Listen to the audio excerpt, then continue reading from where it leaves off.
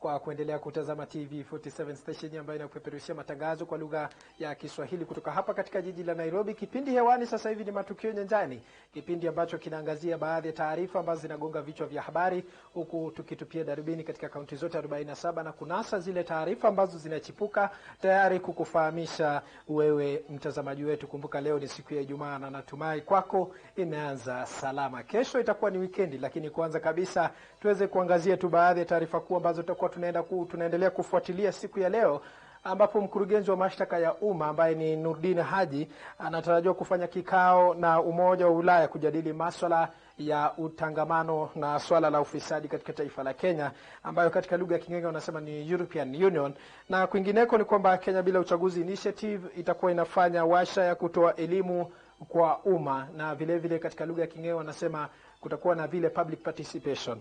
Na kando na hayo, ambapo Profesa Margaret Kobia wa Wizara ya Utoaji Huduma kwa Umma atakuwa anamkabidhi Waziri wa Mawasiliano na Teknolojia Joe Musheru idara ya kitaifa na masuala ya vijana. Hizo ni baadhi ya taarifa kuu ambazo tutakuwa tunaendelea kufuatilia kwa kina zaidi, kwa undani zaidi. Na kumbuka kuna swali ambalo tutakuwa tunauliza pale kwenye mtandao wetu wa Twitter, na swali lenyewe ni je, unadhani talanta ya vijana inapigwa jeki na serikali? Unadhani talanta ya vijana inapigwa jeki na serikali? Hizo ni baadhi tu ya taarifa kuu, mpenzi mtazamaji, lakini kwa sasa kwenye taarifa ambazo zinatupikia katika chumba chetu cha habari na ambayo tutakuwa tunaendelea kufuatilia kwa undani zaidi ni kuhusiana na mbunge wa Embakasi Mashariki Babu Owino, ambapo ametiwa mbaroni kwa madai ya ufetuaji risasi katika klabu ya B Club Kilimani Nairobi, ambapo mtu mmoja alipata majeraha ya risasi. Kumbuka hiyo ni habari ambayo tumepokea asubuhi ya leo,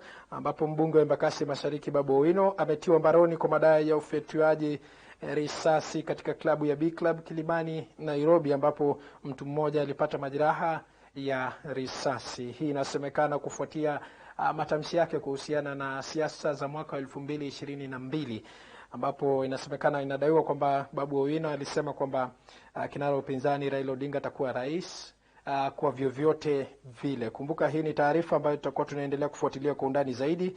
Mwanahabari wetu Kawira wa Githinji atakuwa anafuatilia kwa undani na kujua kile ambacho kitakuwa kinaendelea katika hapa jijini Nairobi kufuatia kukamatwa kwa mbunge wa Embakasi Kusini Babu Owino.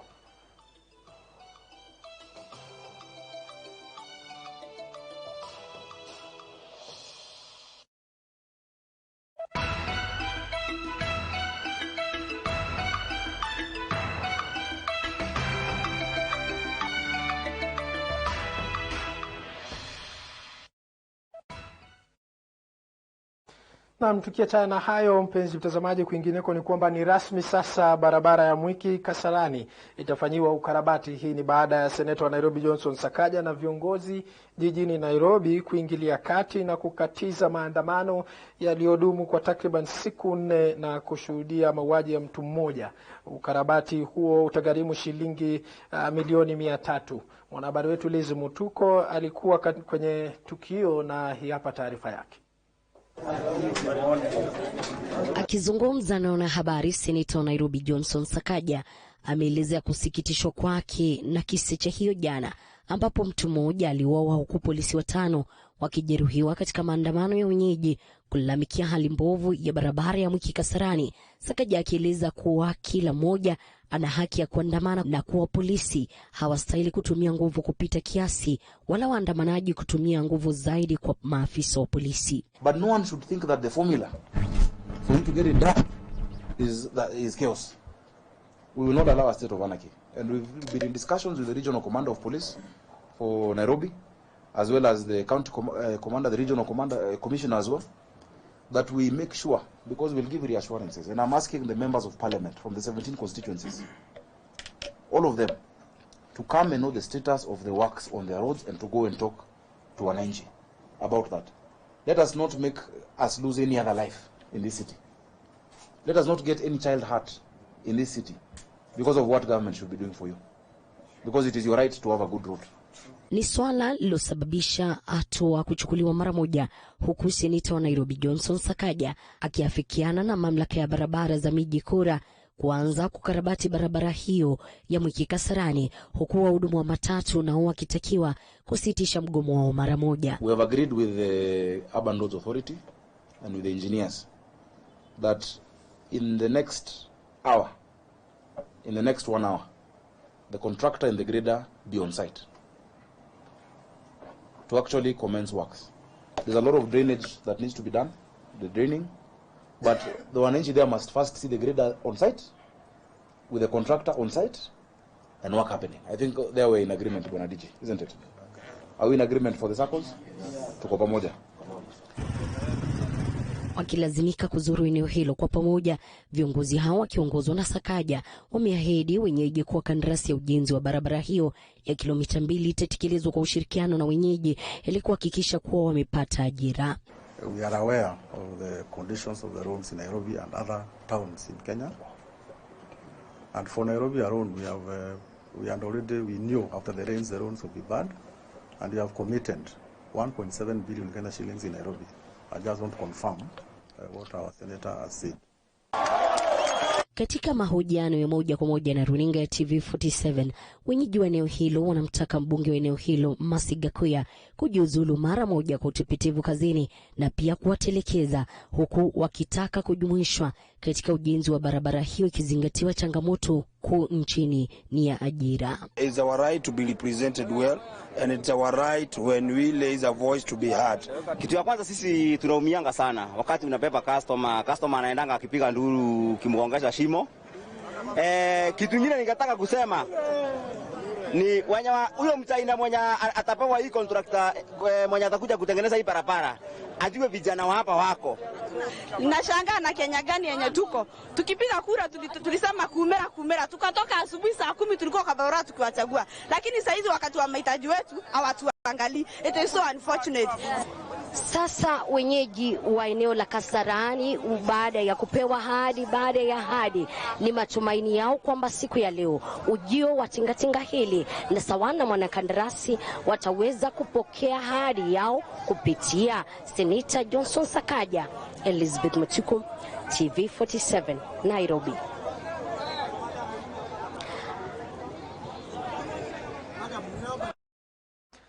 Na asante sana mwanahabari wetu Elizabeth Mutuku kwa taarifa hiyo. Mpenzi mtazamaji, kumbuka maandamano haya yalikuwa medumu kwa muda wa siku 4. Kwa hiyo swali ambalo mimi ningeuliza maoni yangu mwenyewe ni je, ni lazima kwamba watu waandamane ndiposa barabara iweze kutengenezwa, ilhali kuna wale ambao wa nyadhifa na kuhakikisha kwamba barabara hii inatengenezwa? Nambari yetu ya rafa ni 22047. Unaweza ukatuma maoni yako, kisha hapa studioni nitakuwa naisoma. Kumbuka kipindi hewani sasa hivi ni Matukio Nyanjani, kipindi ambacho kinaangazia baadhi ya taarifa ambazo zinaingia katika chumba chetu cha habari. Na kwingineko ni kwamba waziri wa Leba Simon Chelugui amemkabidhi rasmi hatamu za uongozi Wizara ya Leba baada ya Rais Uhuru Kenyatta kufanya mabadiliko katika baraza lake la mawaziri mwanzoni mwa wiki hii. Chelugui anatoa afisi hiyo kutoka waziri Ekuru Yachana ambaye sasa ni waziri wa fedha.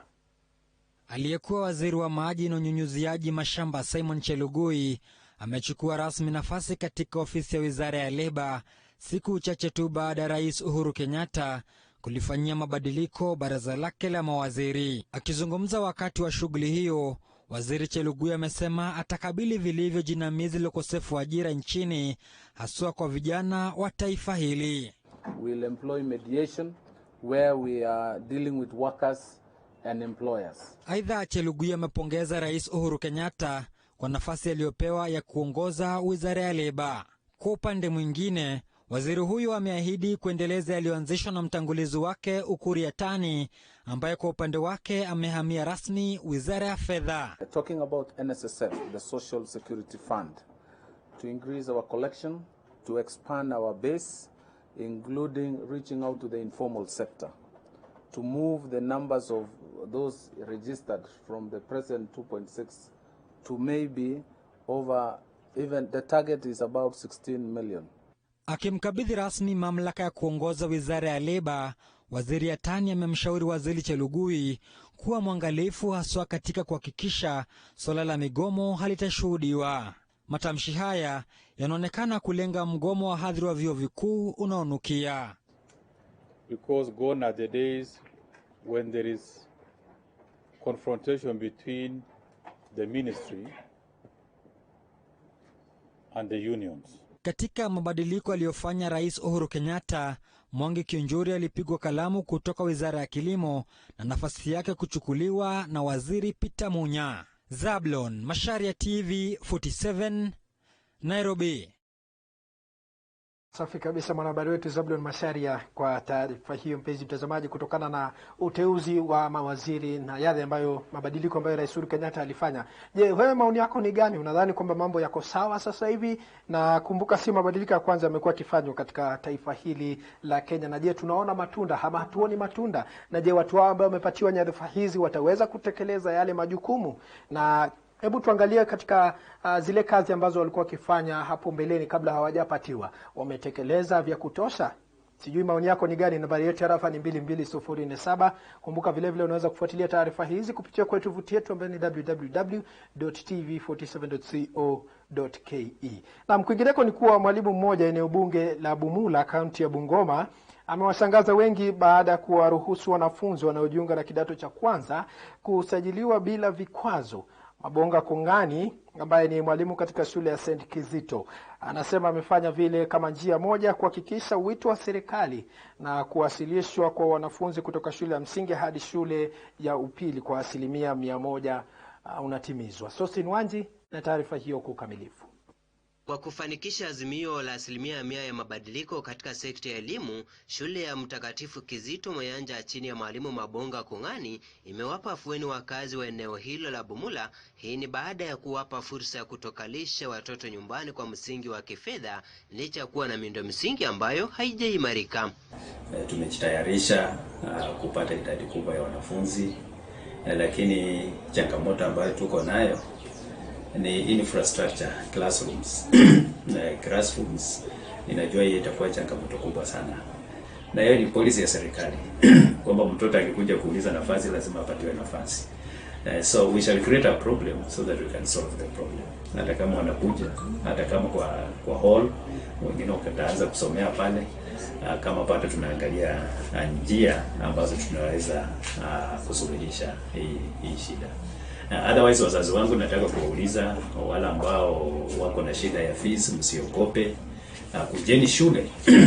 Naomba tu kwamba mpate kukuja shule ili tuongee, sababu Mayanja Secondary School pesa yenye pengine mnalipa tu ni ya lunch. Kama unaona kwamba uko na shida fulani, usikae na mtoto nyumbani. Naomba kwamba ukuje shuleni, alafu tupate kuongea na tuone vile huyu mtoto anaweza kuendelea na masomo yake. Wazazi hao hawakukosa furaha, huku akijawa na tabasamu. Wametaja kuwa kwa sasa wanao uhakika kwa wanao kupata elimu ili kwamba kukuza maisha ya kesho. Rai kuleta mwanafunzi ambaye anaitwa Rogers Wanjara, licha ya kukosa mahitaji ya shule. Jana nilikuja hapa, lakini principal alipokea kwa njia nzuri, tukaongea, tukasikizana.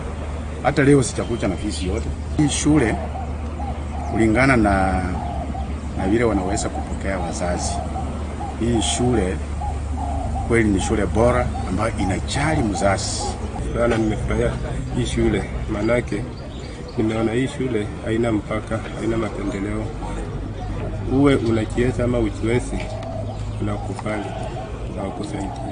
Aidha, mwalimu Kongani amesifia shule hiyo kwa kuimarisha matokeo miaka baada ya miaka, licha ya kuwa ni shule ya kutwa na changamoto ambazo wanakumbana nazo kila kuchao. 2019 tunapeleka watoto 50 katika university, yani ile ambayo inaitwa direct entry to university, na watoto ambao walipata katikati ya D+ na C, wala ambao wanaweza kwenda colleges ni karibu watoto 100.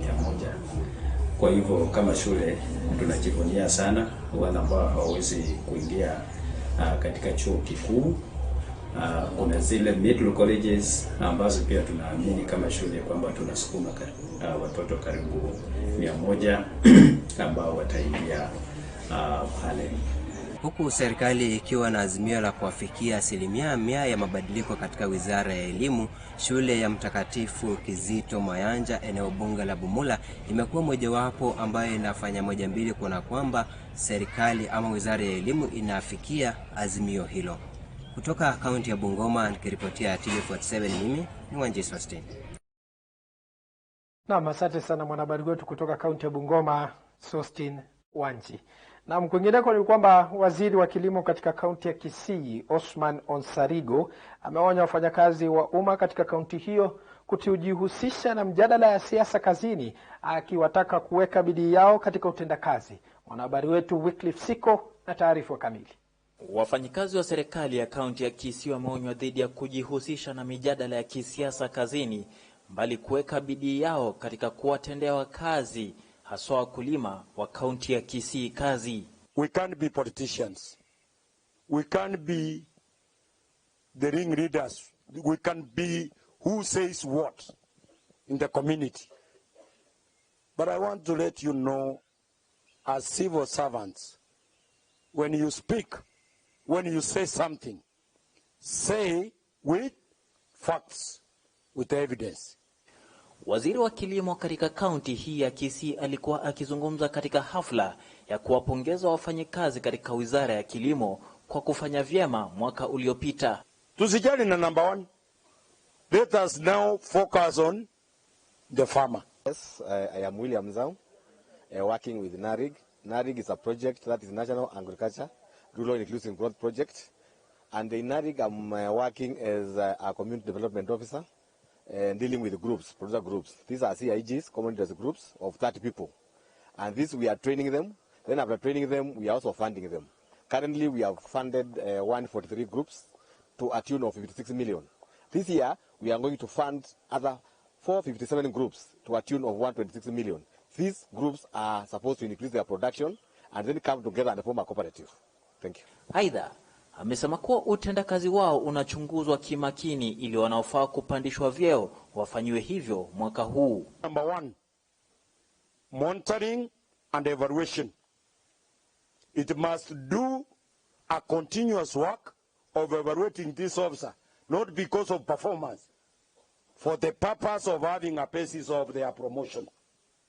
So, please, if he's activating this team, na kuwa support, let us try and do something to have a team that goes around to check what our officers are doing on the ground. Amewaagiza wengi wao kurudi shuleni kwa masomo zaidi ili kujiweka tayari kwa vyeo vya juu kunapo nafasi.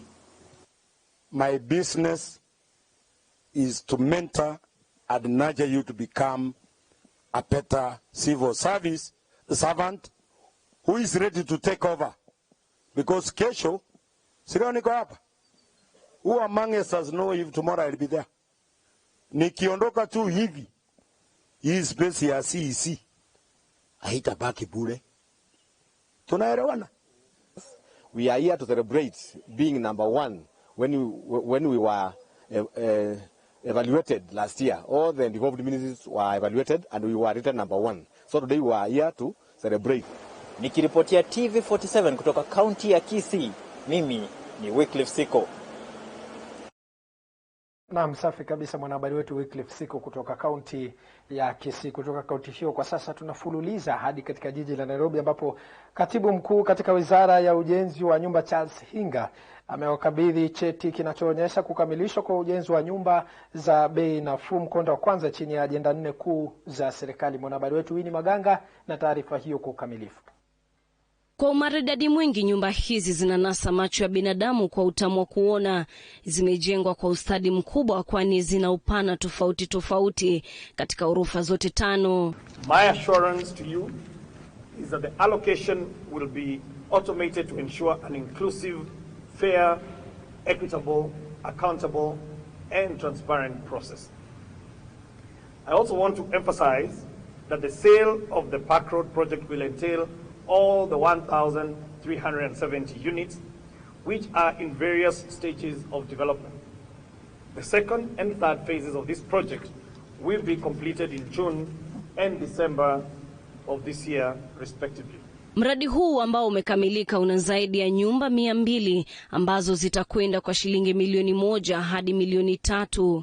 Kulingana na katibu huyo mkuu, mradi wa mkondo wa pili na wa tatu utakamilika mwezi Juni na Disemba mtawalia. In addition, we have various civil servant housing scheme projects across the country.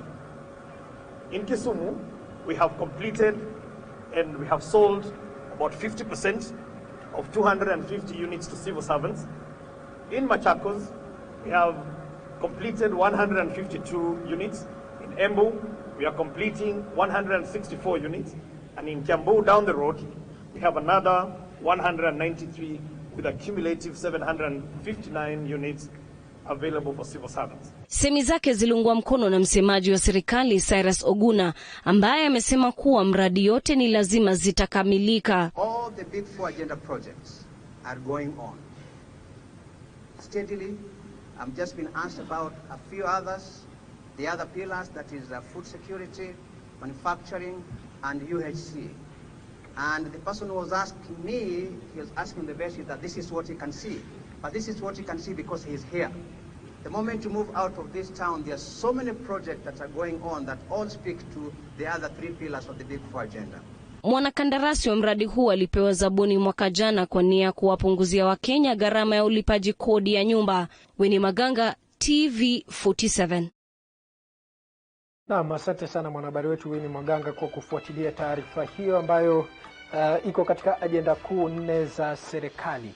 Na je, mpenzi mtazamaji, mimi swali ambalo ningependa nikuulize, ungependekeza kina nani waweze kupatiwa nyumba hizi? Wale ambao labda wameathirika na swala la mafuriko, ama wale ambao wanaishi katika mitaa ya mabanda? Nambari yetu ya rafa ni 22047, na vile vile pale kwa mtandao wetu wa Twitter ni @tv47ke, #Matukio Nyanjani, @paukirobi, @73, @Tony_Mwirigi. Bila shaka utakuwa unatuma ujumbe na mimi nitakuwa naisoma hapa studioni. Kumbuka vile vile taarifa hizi unaweza kupata kupitia kwa mtandao wetu wa Facebook ambayo ni TV47 Kenya. Kwenye tovuti ni www.tv47.co.ke. Na iwapo una habari yoyote ungependa kututumia, unaweza kutuma kupitia habari@tv47.co.ke. Kufikia hapo, mpenzi mtazamaji, tunaelekea katika mapumziko mafupi, lakini tukirejea tutakuwa tunakuja na mengi zaidi, huku tukitua katika kaunti tofauti tofauti na kujua kile ambacho kitakuwa kinajiri. Kwa sasa tuchukue mapumziko mafupi.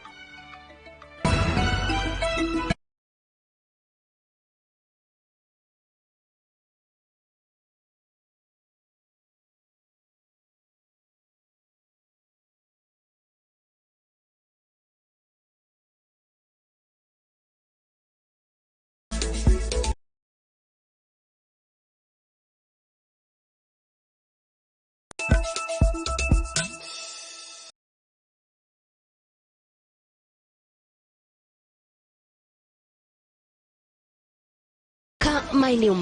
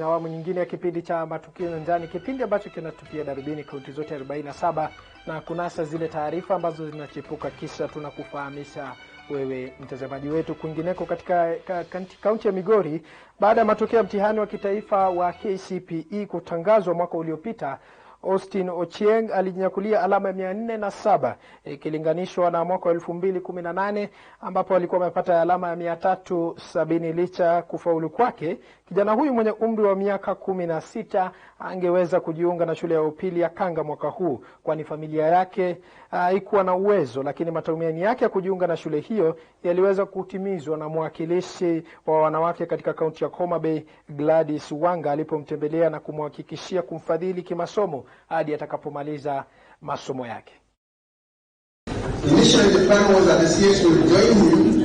Alipokuwa akiwahutubia wajumbe katika warsha ya usalama wa kitaifa, waziri wa elimu Profesa George Magoha alisema kupitia serikali wamewekeza pesa za kutosha kutumiza ndoto za kila mtahiniwa kujiunga na shule ya sekondari.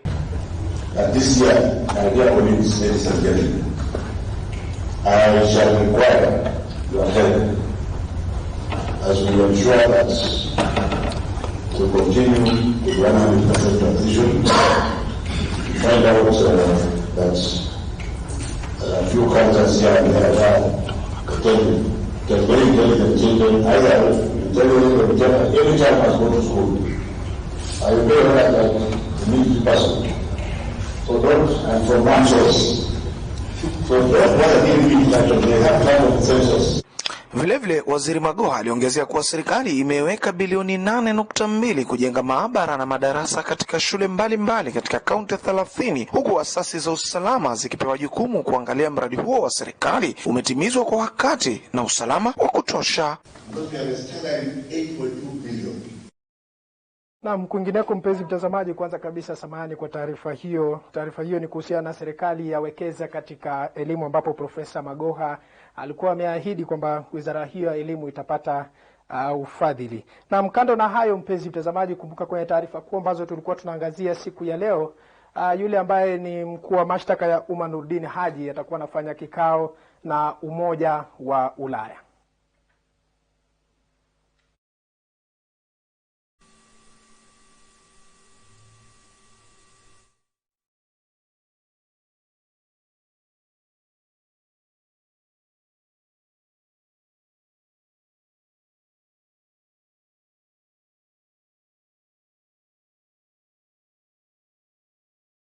A multi-agency task force approach, so both to the DPP, to the DCI, to the judiciary, and yesterday we were at the Ethics and Anti-Corruption Commission as well, who were looking also as how we can advance the support.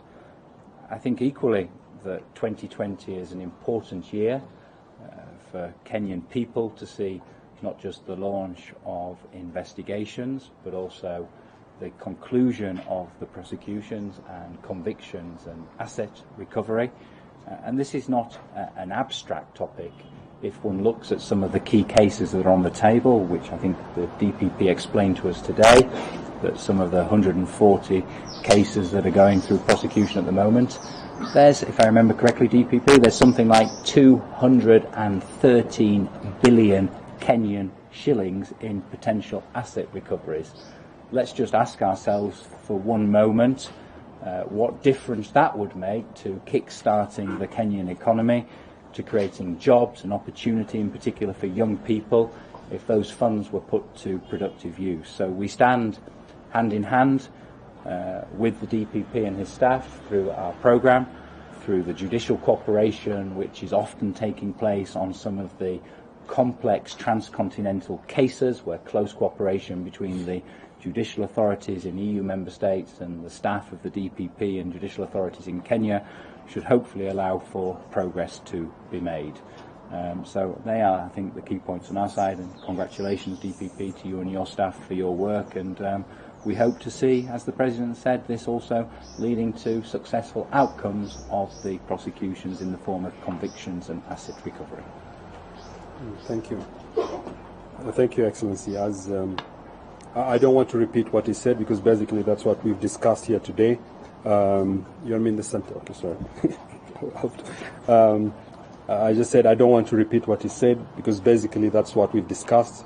And as I said before, EU is our biggest partner and supporter in the justice system, in the criminal justice system, and not just for ODPP, but the whole criminal justice system. And we are very appreciative of their support, and they've pledged to continue that support and probably more in ensuring that we have the capacity and the ability to discharge our mandate, especially when it comes to fighting corruption. We appreciate the collaboration. We have discussed a lot, but one thing that I would want to underline, we've also requested the European Union to help us ensure that the civil society also takes its rightful role in highlighting the ills of corruption and in supporting the fight against corruption. Not necessarily us as ODPP, but Kenya. They need to highlight and they need to take this, fight it through like any other issue that they have handled. And I think the European Union has agreed to support us in that area, to get that support from the civil society. In addition, I think we have, as the ambassador said, we have committed ourselves to ensure that convictions are brought this year. But then again, we've made it very clear that convictions is not just about prosecutors and prosecution, but it's about the criminal justice system and the chain within it. And it will be as weak as the chain that is weak. And we are asking, and we have given reasons why, we are asking for a level playing field. I think I've asked that severally, without blaming anybody within the criminal justice system. And hopefully we will get that. I think there's been some positive indicators that that will be the case.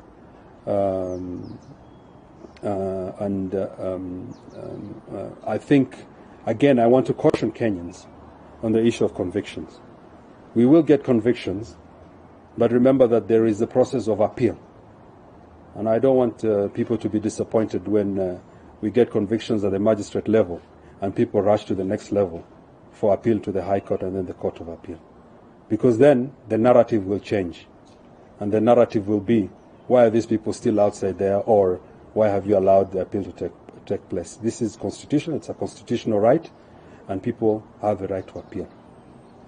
So I'm cautioning Kenyans that we are confident we will get the convictions. But once the appeal process kicks in, the blame should not be shifted to the ODPP or investigators or any other person. And neither should they blame the judiciary, because it is the right of everybody to have an appeal and to appeal against any ruling that is there until they exhaust the whole criminal justice process. I think I don't want to belabor too much on this issue. We are committed when it comes to issue of recovery. This year you will see huge recoveries. We now have the prosecution fund that was set up last month. We already have 2.9 billion in that account. We're setting up an administrative regulation and team that will oversight it. It will be independent from the ODPP. It will be transparent, and the funds and the monies will be there for Kenyans to audit if they want, and we will ensure that the team utilizes the money appropriately for restitution, because the issue will be prudent utilizations of those funds to restitute where they were stolen from. And of course, part of the money will also be utilized to enhance the capacities of investigators and prosecutors. We have pledged a lot more for this year. We will be concentrating in delivering, this is the most important thing, in delivering convictions this year. I think with those few words, probably the last thing that I will talk about is the respect of court orders. It is very important for all of us to respect court orders. And the ODPP has been at the forefront in enforcing court orders whether they be bail terms, enforcing bail terms, or otherwise. And we are urging everybody to do that. However, it should be very clear that we did have a contempt of court act that was, however, pronounced to be unconstitutional by the judiciary. And because of that, we have no recourse to enforce it, from a criminal perspective. We had to revert back to the English law, which is civil in nature, and we are asking that we are in discussion with the Attorney General for that particular act of contempt of court act to be brought back, so that those who break and do not enforce court orders will then have to face criminal proceedings. So with those few words, we want to, as ODPP, reiterate our commitment to the rule of law and of course, the Constitution of our Republic. Thank you, and God bless Kenya. Yes. Niko na swali, niruhusu nizungumze kwa Kiswahili kwa mtazamaji wetu wa Inoro. Kuna kesi ambayo ulikuwa umepeleka mahakamani kuhusu gavana wa Samburu. Naam. Ambayo ODPP imeshindwa katika kesi hiyo. Dhidi ya ufisadi. Wacha nikwambie, nimeona hiyo imesambazwa kila pahali. Lakini nyinyi kama wanahabari pia, tafadhalini mchunguze mambo ile ambayo mnapewa. Hiyo order unayosema ilikuwa May 2019. Sasa mfuatilie, kuna order ngapi zingine ambazo zilifuata baada ya hiyo, na kwamba order hizo ambazo zimepewa imefanya order hii ambayo mnaisema haina nguvu wala haina pahali. Kwa hivyo msidanganywe na msikubali kudanganywa kupeleka habari ambazo zisizo sawa. Tafadhalini chunguzeni, angalieni, mtuulize ili tuweze kuwafafanulia, ndio wananchi wafahamu. Oda hiyo ni ya kitambo na haiwezi kutumika hivi sasa. Kwa hivyo inafaa wajue.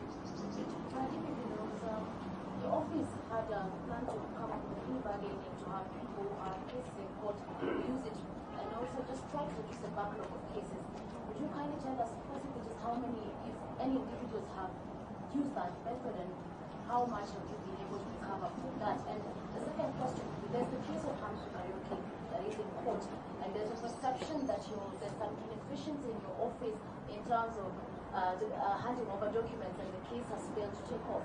Would you kindly answer this point? Yeah, on that issue, and I implore the media to ensure that they make investigation, and I implore you. You've been doing a very good job, and we really appreciate what you're doing in fighting corruption. But when you give coverage, please give coverage equally, especially when in court. When a pronouncement comes from the defense counsel, that is their point of view, and unless the court says yes, they agree with them, please do not take that narrative as the correct position in court. It is not. They can say that, and they can shout on the roofs over and over again, so long as we don't have an order from the court saying that the case is deficient. The case is before court, and that will only be determined once it is concluded. And this is the argument that I've been putting across. Nobody should come and argue that our cases are deficient or our cases are weak. You can only determine that at the end of the process and after hearing the case. And it will not be fair for anybody to stand and say our cases, because we are now increasingly being fed up with this argument that our cases are weak. You can only determine that after you hear the case and at its very conclusion. Because this narrative is worrying us as prosecutors. It is a narrative that is increasingly also influencing the public, and if it is influencing the public, it will eventually also influence the magistrate and the judge who is sitting there. Because even before he listens to the case, his conclusion will be that it is whatever has been brought is weak. So I think that chapter, jameni tufungeni, mungoje mpaka ruling, and you let us close that argument, because the best thing and the fair thing to do is to wait for the case to conclude. Could I, if you don't mind, sorry, yes. If you don't mind, I just want to add one small word. One of the things we've also been doing under the PLEAD programme is providing support for a kind of, I would call it, a peer review of the solidity of the case before it even goes near the justice system. So that's a very concrete example of the kind of support we've been providing. I think it's also important from our perspective, when we look at the analysis we make and report back to our capitals, to look at facts. And I think, unless I'm wrong, the data we have shows that I think of the cases that the DPP prosecuted last year, which ended in a judgment, I think the conviction rate was 90% or above, which a priori doesn't suggest that in the vast majority of cases there are gaps. Mtazamaji, hizo ni picha za moja kwa moja kutoka hapa jijini Nairobi, ambapo mkuu wa mashtaka ya umma Nurdin Haji amefanya kikao pamoja na viongozi kutoka bara la Uropa kujadiliana kuhusiana na swala la ufisadi ambalo limekuwa janga katika taifa letu la Kenya. Na vile vile katika hotuba yake ambayo amekuwa akizungumza, amesema kwamba janga la ufisadi ni jukumu la kila mmoja na tusiwe tunalaumiana wala kulaumu idara nyingine. Kwa sasa, mpenzi mtazamaji, tukitoka hapo tutavuka hadi katika kituo cha polisi cha Kilimani, ambapo mbunge wa Embakasi Babu Owino alikuwa amekamatwa kuhusiana na ufetuliaji risasi katika B Club, klabu moja ambayo inafahamika kama B Club, ambayo linapatikana katika eneo la Milimani. Mwanahabari wetu Kawira wa Githinji sasa hivi amesimama kidete na tayari kutufahamisha kile ambacho kinajiri katika kituo hicho na kufikia sasa. Je, hali ya mambo iko namna gani? Labda kama unanipata kwa njia iliyo safi, Kawira wa Githinji, hebu tufahamishe. Naam, Kirobi kutoka studioni, kama ulivyosema, tumesimama katika lango kuu la kituo cha polisi cha Kilimani, ambapo Paul Ngili au kwa jina lake maarufu la kisiasa ni Babu Owino ameweza kufikishwa hapa. Alitiwa mbaroni mapema asubuhi ya leo baada ya kuzua vurugu katika kilabu moja ambacho kina umaarufu sana hapa Nairobi. Sijui iwapo Kirobi umeweza kufika katika kilabu hicho, kinafahamika kama B Club. Basi katika harakati zake za shughuli yake tu ya maisha, Babu Owino alikuwa katika kilabu hicho na akaweza kuzua vurugu baada ya kufyatua risasi yake binafsi, na katika vurugu hiyo mtu mmoja aliweza kujeruhiwa, na ndimi tofauti kwa sasa zinatuarifu kuwa ni DJ Evolve. Basi ameweza kulazwa katika hospitali ya Nairobi katika kitengo cha waliohali mahututi, lakini kwa sasa hatuna habari zaidi kuhusiana na DJ Evolve, ila polisi waliweza kumtia mbaroni Babu Owino na kumfikisha hapa ndani. Tutaweza kuwa tukiwaletea picha moja kwa moja tutakapoweza kuzungumza naye. Kumbuka Babu Owino si mgeni katika vurugu, maana ni jana tu ambapo aliweza kupata umaarufu katika mtandao wa social media, ambapo alisema Raila lazima awe rais mwaka wa 2012 by bullet or by ballot. Basi Babu Owino ni mtu ambaye kwa kawaida ameweza kuzua vurugu au sakata mbalimbali kila anapokwenda, na kwa leo tutaweza kujua nini haswa kilichosababisha kufyatua kwa risasi kutumia bunduki yake ya kibinafsi. Basi tukiweza kuingia ndani, mpiga picha wangu ataweza kuwaletea picha moja kwa moja tukiweza kubaini nini haswa kilichotendeka na ni vipi Babu Owino anahusishwa na DJ Evolve. Kirobi. Na asante sana mwanahabari wetu Kawira wa Githinji. Bila shaka mpenzi mtazamaji, taarifa hiyo ni taarifa ambayo tutaweza kuipa uzito sana kutokana na matamshi ya mbunge wa Embakasi Babu Owino. Kwa sasa wacha turejee katika mkurugenzi mkuu wa mashtaka ya umma Nurdin Haji, ambapo alikuwa anazungumza kuhusiana na hili swala la ufisadi, ambapo amefanya kikao na wale viongozi kutoka katika bara la Europa. Zungumzia mambo ya judiciary ama ninio, lakini nafikiri rais alisema wazi ni shida ambayo tuko nayo mpaka sasa, lakini ni shida ambayo iko kwa sekta nzima, na tunajaribu iwezekanavyo kuhakikisha kwamba hii shida na hii utetezi unaondolewa. Kwa hivyo mimi ni maoni yangu, tutangoja tuone koti na mahakama watasema nini. Asante. Thank you. Yes. Kuna hizi statements tawapatia kama mnazitaka. Thank you. Excellent. Thank you very much. Excellent. Thank you for your time.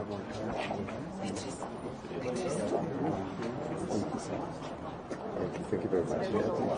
Thank you. Thank you, Madam. Thank you very much. Thank you very much. Thank you, sir. Thank you. Thank you very much. Thank you. Naam, safi kabisa mpenzi mtazamaji. Kumbuka mkurugenzi mkuu wa mashtaka ya umma ambaye ni mkuu wa mashtaka ya umma Nurdin Haji, katika hotuba yake ameweza kuguzia mengi kabisa kuhusiana na swala la ufisadi katika taifa letu la Kenya. Na kumbuka hapo awali, miaka za awali, kulikuwa na tetesi kwamba kuna baadhi ya viongozi ambao wanatumia vibaya mali ya umma, na wengine ufujaji, ubadilifu wa fedha, na wengine kuficha pesa katika mataifa ya kigeni. Kwa hiyo nadhani ndio imekuwa ni jambo ambalo limeweza kumsababisha kiongozi wa mashtaka Nurdin Haji kufanya kikao pamoja na baadhi ya viongozi kutoka bara la Europa. Kwa sasa mpenzi mtazamaji, sijui maoni yako ni gani kuhusiana na hili swala la ufisadi, kwa sababu imekuwa ni donda sugu. Na kuna baadhi ya watu ambao wanakisiwa kwamba wamehusika na swala la ufisadi, kisha wanafikishwa pale mahakamani, baadaye wanawachiliwa kwa dhamana. Wewe mpenzi mtazamaji, sijui maoni yako ni gani? Ndio taifa ambayo sisi wananchi wa Kenya tunaishi kwa sasa. Unaweza kufuatilia taarifa hizi kupitia kwa tovuti yetu ambayo ni www.tv47.co.ke. Kwenye mtandao wa Twitter ni @tv47ke, #Matukio Nyanjani, @paukirobi. Kwa sasa tunaelekea katika mapumziko mafupi, lakini tukirejea tutakuwa tunarejea na mjadala hapa studioni, ambapo nitakuwa na wageni. Ninayo wakili John Wangai pamoja na Dickson, jina la pili kidogo Dickson Kimathi, ambaye ni kijana ambaye anajihusisha na utengenezaji wa shanga. Lakini mada yetu siku ya leo hapa studioni itakuwa ni kuhusiana na hili swala. Je, unadhani kwamba serikali inakuza talanta za vijana, ama wafadhili wenyewe wanajitokeza kukuza talanta za vijana ili kuwawezesha wao kupata kipato cha kila siku? Mada yetu itakuwa ni kuhusiana na kukuzaji wa talanta za vijana. Kwa sasa tuelekee katika mapumziko mafupi, tukirejea tunarejea na mjadala huo, kisha taarifa ambazo zitakuwa zinaendelea kuingia humu ndani tutakuwa tunaendelea kukufahamisha kwa kina zaidi. Kumbuka kipindi hewani ni Matukio Nyanjani.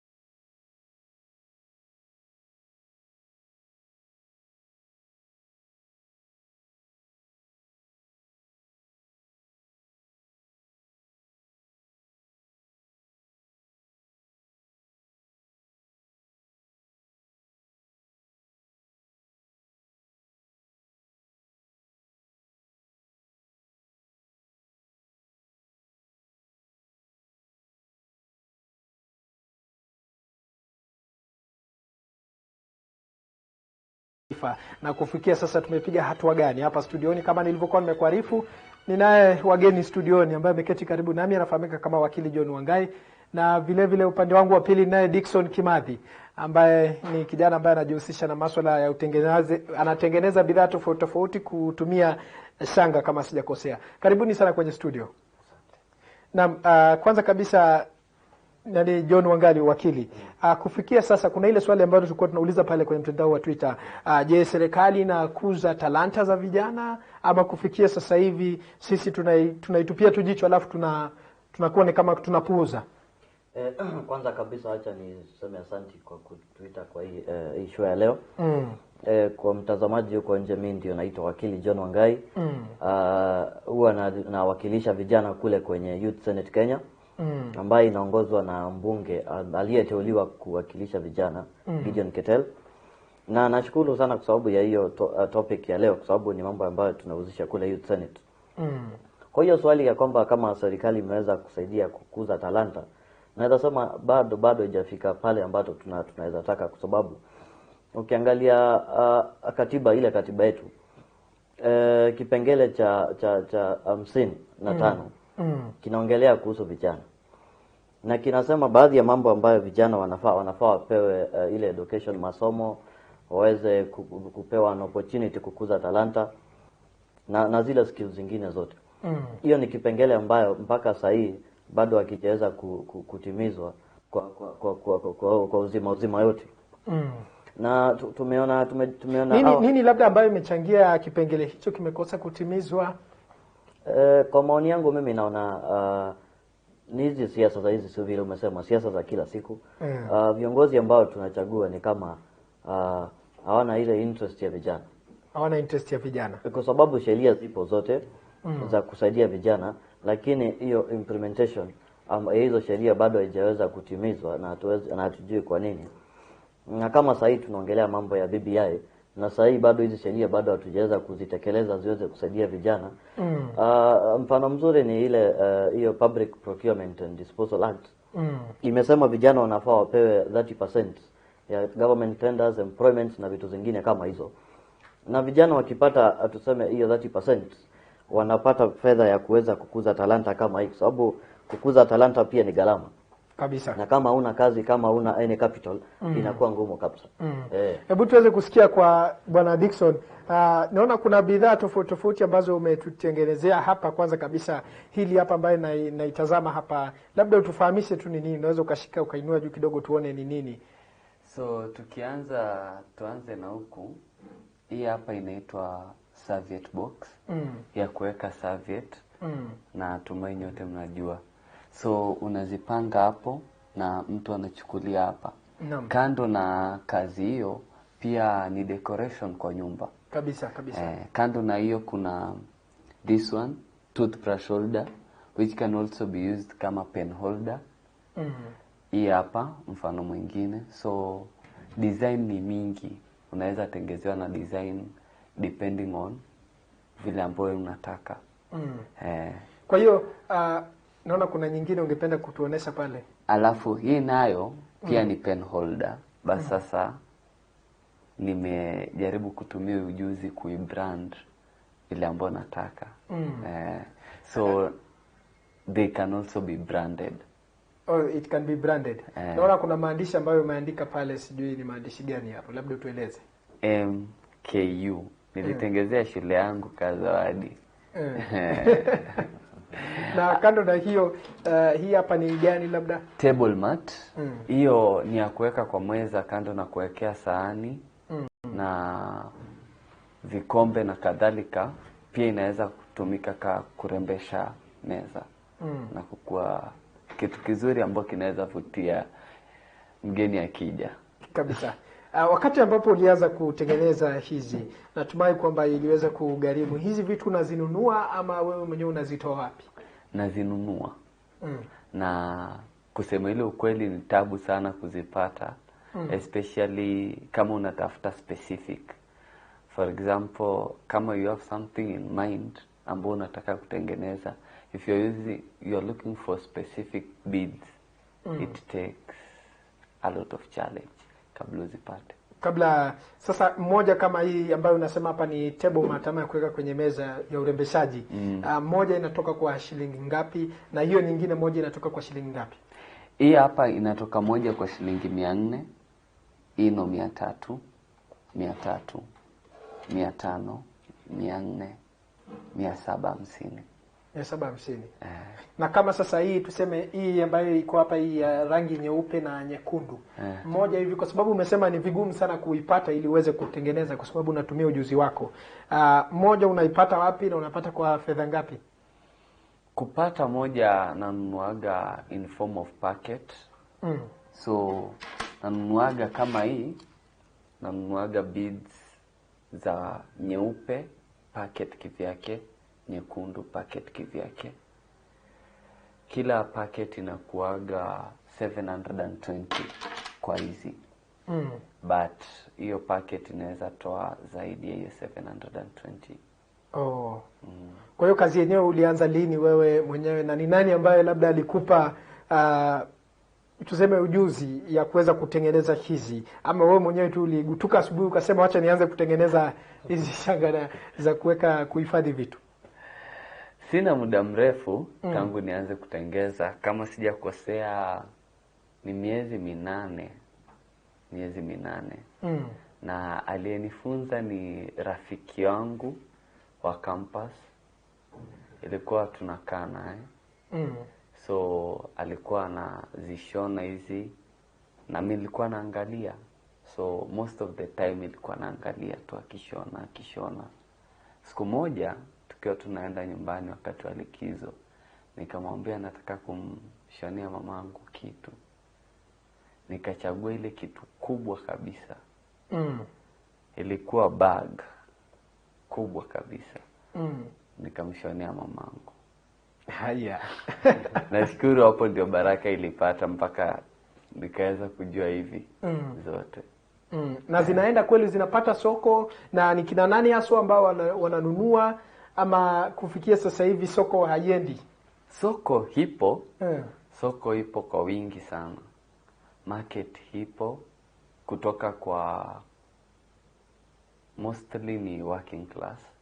Ma students wenzangu hawajaweza kunisaidia kunipromote, but working class wananunua kwanza hizi wamama kwa kurembesha nyumba sana.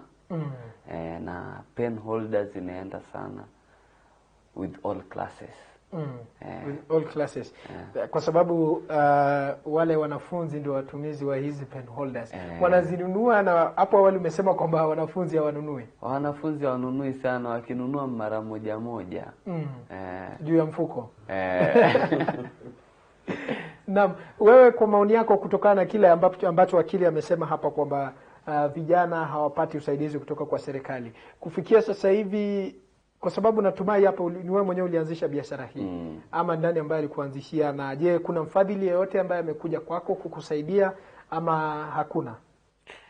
Nimepata ufadhili kutoka kwa wazazi wangu. Kwa sababu baada ya kutengezea mamangu ile kitu, aliona anipe pesa kiasi nianzishe biashara. Na kando na hiyo, nashukuru sana nimepata wajomba na mandugu wa kifamilia ambao wamenisaidia sana. Naam, wakili Wangai umemsikiza vizuri akiweza kutoa kidogo safari yake ya kwanza kuanzisha biashara kama hii. Katika Youth Senate ambayo mmekuwa mkifanya, ni ajenda zipi hizi ambazo mmekuwa mkizipa kipaumbele kando na masuala ya kisiasa? Kweli sisi kule Youth Senate tumekuwa tukiangalia masuala ya vijana sana. Na project ambayo kama huu mwaka mwaka uliopita huko mwisho tuliweza kuingia na kwa partnership na Google na Facebook, ndio tuweze kufunza vijana huko nje hii mambo ya digitali. Ndio ili inaitwa business with IT. Hizo short course ambazo tuna vijana wanapata kuweza, kama ni products kama hizi unaweza kutumia ile social media na hiyo internet, ndio uweze kumarket na kuuza vitu zingine kama hizo, na pia kufanya ajira ambazo ziko pale online. Ni project ambayo mpaka sasa hii naweza sema tumeweza kufunza zaidi ya vijana 100,000 katika kaunti zote 47. Na huu mwaka tuna project ya kwamba tutaweza kufunza vijana kama 300,000. Ni kweli. Na Dickson, umemsikiza vizuri akisema kwamba ile teknolojia kama njia moja ya kuweza kuuza bidhaa hizi. Wewe umekuwa ukitumia teknolojia katika uuzaji wa hizi? Na zinafanya vizuri ama hazifanyi, na vijana tayari wako tayari kuuza bidhaa zao? Media nimeitumia kidogo. Though bado matunda bado sijayaona. Hujaona matunda? Lakini si unajua inachukua muda kidogo. Natumai matunda yatakuwa. Matunda yatakuwa. Kuna watu ambao unafanya nao kazi ama wewe mwenyewe unafanya kazi hizi peke yako? Naomba sana nipate watu wa kufanya kazi nao. Lakini hakuna hata mmoja ambaye labda umemspot pale shuleni kwamba ana uwezo wa kutengeneza bidhaa kama hizi, anaweza kukusaidia? Kuna wanaonisaidia lakini si kwa kutengeza hizi. Kutengeza hizi. Hawafahamu kutengeza ama tatizo liko wapi? Tatizo kando na uchovu na pia kuipenda kazi. Hii kazi ni ngumu na ina changamoto zake. Changamoto ni kama zipi sasa katika kuchoka? Uchovu. Na vijana wako tayari kuchoka? Hawako. So far wale ambao nimefunza zaidi ya vijana 30 kuendelea. Ile ukweli. Na wameanzisha hizo biashara ama hakuna aliendelea? Tatizo ni changamoto. Changamoto ya kwanza kuzinunua, kuzipata. Lakini wanaweza kutumia mbinu ambayo wewe ulitumia kwa sababu mzazi wako ameweza kukupa ufadhili kidogo na ukaanzisha biashara. Mimi nilipenda hii kazi ndio maana nilianzisha. Kabla mtu aianzishe lazima akuwe na nguvu nyingi. Kabisa. Niamini. Kujua hii kitu ni rahisi sana. Ni rahisi. Very easy. Lakini inachukua muda mrefu sana. Kuimaster. Every art takes 100,000 times trials for you to master it. So wewe ilikuchukua siku ngapi? Nimeshona vitu mingi sana. Nikihesabu zinaweza fika 1,000 na. 1,000 na. Nimeshona vitu mingi sana kwa muda mchache. Kama labda kwa mfano kushona kama hii hapa ambayo ni ya kuweka kwenye meza hii ya kurembesha meza. Inakuchukua siku ngapi kuishona kuikamilisha ama inakuchukua masaa tu? Masaa 4. Masaa 4. Utakuwa umeshakamilisha? Hii hapa. Na wakili, umesikia vizuri Bwana Dickson akisema kwamba amewafunza zaidi ya vijana 30 katika utengenezaji wa bidhaa kama hizi. Na ni wachache sana ambao wamefaulu ama hata labda hakuna wale ambao wamefaulu. Na mbona vijana wanakosa jambo kama hili kufanya hili linawashinda ama tatizo liko wapi? Kwa sababu vijana sasa hivi ukisubiria kwamba waje kuandikwa, hiyo watazidi kusubiri kwa sababu huwezi ukategemea tu serikali ili hali wewe mwenyewe kuna talanta ambayo umepewa. Ni kweli. Kusema kweli hiyo ni kweli, vijana wa siku hizi hawataki kuchoka. Na sisi vijana tunataka kwenda tu chuo kikuu tuweze kupata ile degree, tungoje kazi ofisi. Na tukiangalia kama sahii kazi hazipo, kweli hazipo. Na ni janga ambalo limeweza kupea hii serikali kichwa sana hii ya ukosefu wa kazi.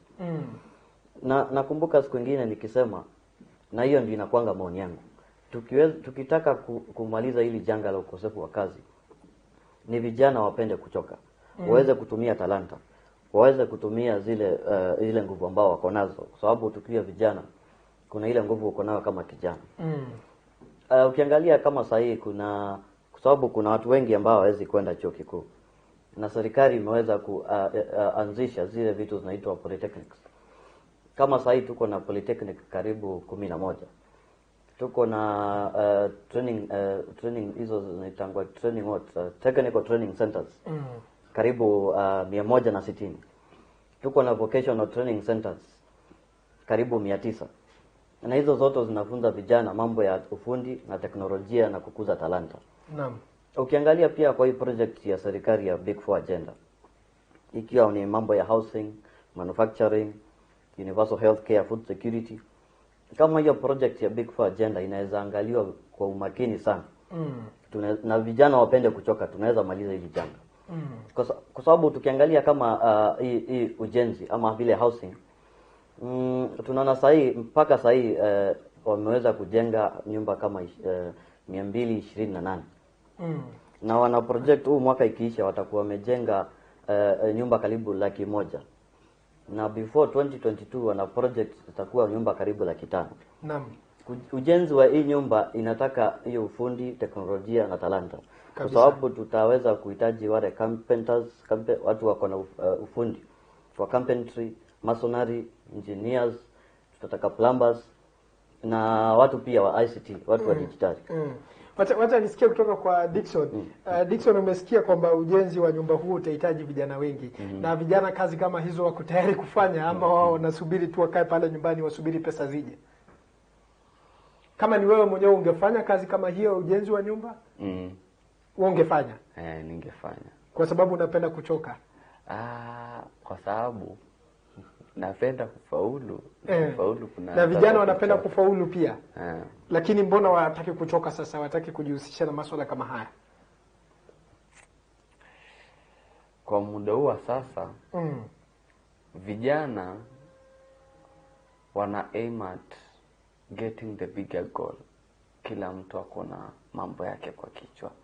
Kila mtu. Wewe kabla hujaanzisha hii ulikuwa na kusudio gani? Ulitaka uwe nani katika maisha? Mwanabiashara. Mwanabiashara. Kwa hiyo ulikuwa na ile mori na ari ya kuwa mwanabiashara, kwa hiyo ukaona ni biashara nzuri ambayo unaweza kujiajiri wewe mwenyewe. Ni biashara nzuri ambayo unaweza kujiajiri mwenyewe, especially kama najitengezea. Kama unajitengenezea. Kwa hiyo ungependa mtu akusaidie kutengeneza? Ningependa sana mtu anisaidie. Lakini anahitaji mshahara ama hahitaji?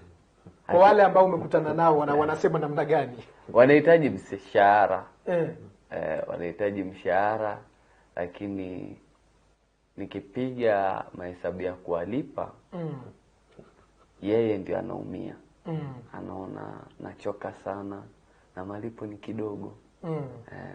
Kwa hiyo kati ya masomo na utengenezaji wa hii unaweza kuibalance namna gani wewe, kama kwa sababu nafahamu kwamba wewe bado ni mwanafunzi sasa hivi? Kushona na shona usiku. Kwa hiyo haulali? Nalala masaa 4 5, lakini kushona na shona usiku. Most of the time. Wakati mwingi. Wakili, umemsikia vizuri, kuna watu wanalala masaa 4. Na vijana sisi sijui kama tuko tayari kulala masaa 4 na kufanya kazi masaa mengine. Mimi na nasema hiyo ni jambo mzuri. Na pia niko na rafiki yangu anafanya hiyo mambo ya, kuna hii project serikali ilianzisha, ajira digital. Na pia yeye anafanyanga kazi usiku. Mchana kwa kazi, usiku anafanya hiyo mambo ya online lighting.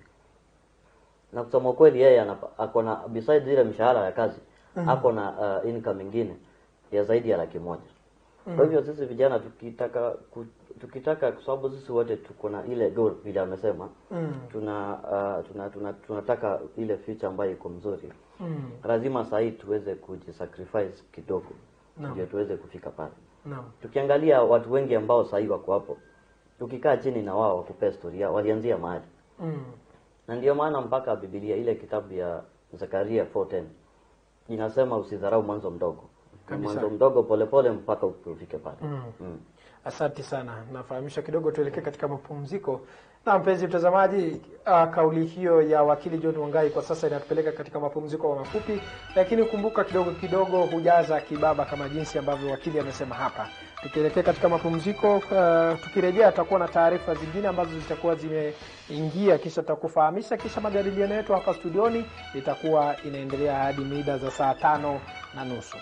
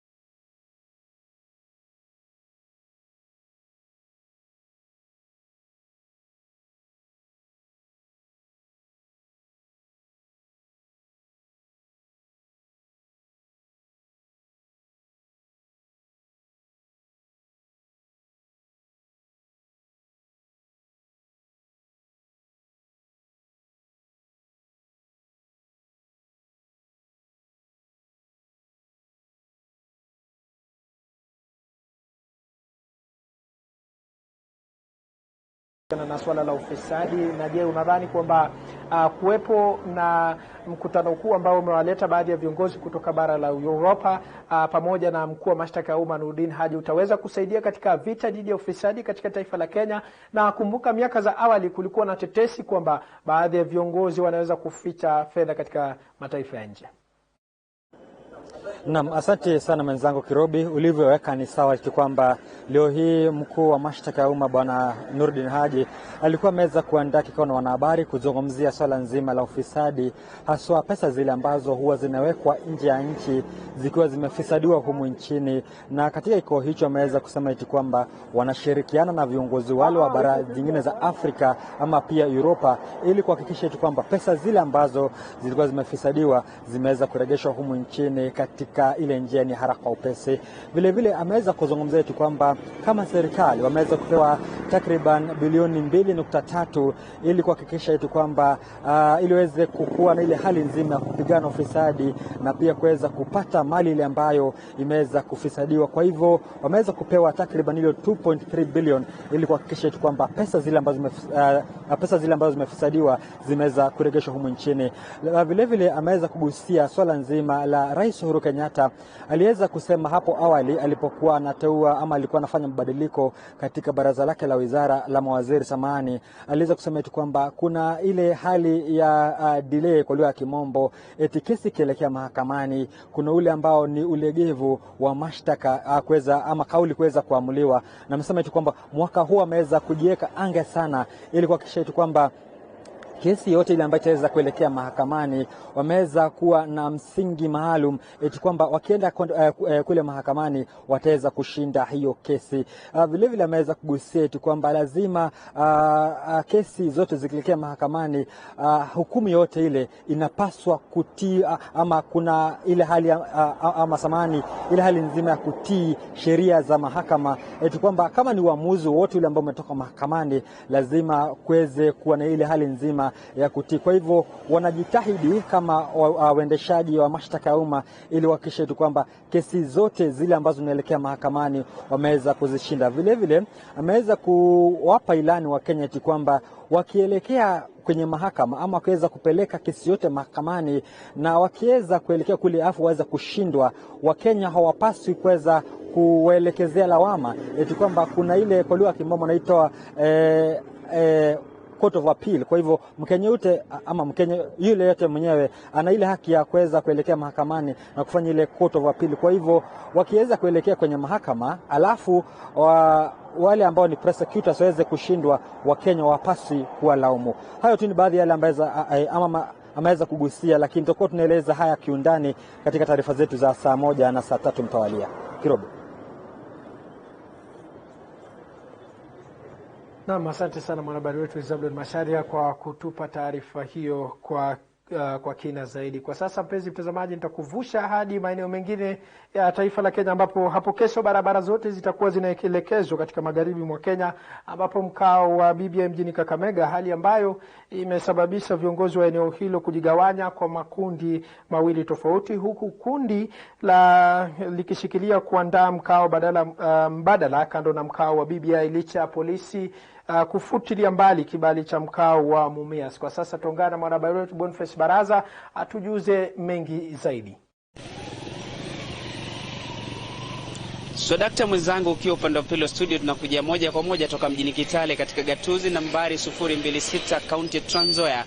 Na hivi leo swala ambalo tunalipa kipaumbele kutoka upande huu ni kuhusiana vuta nkuvute ambayo imeshuhudiwa katika magharibi ya nchi. Itakumbukwa hapo kesho barabara zote zitakuwa zinaelekezwa magharibi ya Kenya. Yoyote ni kwa ajili ya mchakato mzima wa ripoti ya mapatano ya BBI. Itakumbukwa kwamba juma lililopita mkao maalum wa ripoti ya BBI iliweza kuandaliwa katika kaunti ya Kisii, kisha baadaye hapo kesho basi mkao wa pili wa mapatano wa ripoti ya mapatano ya BBI itakuwa inaandaliwa katika uga wa Buhungu mjini Kakamega katika kaunti ya Kakamega. Hiyo yote ikiwa ni awamu ya pili ya ripoti ya mapatano ya BBI kwa wana magharibi, kisha baada ya hapo itakuwa inaelekea katika kaunti ya Mombasa ili kuona kuwa wanaweza kutekeleza na kufanikisha utekelezaji wa ripoti ya mapatano ya BBI.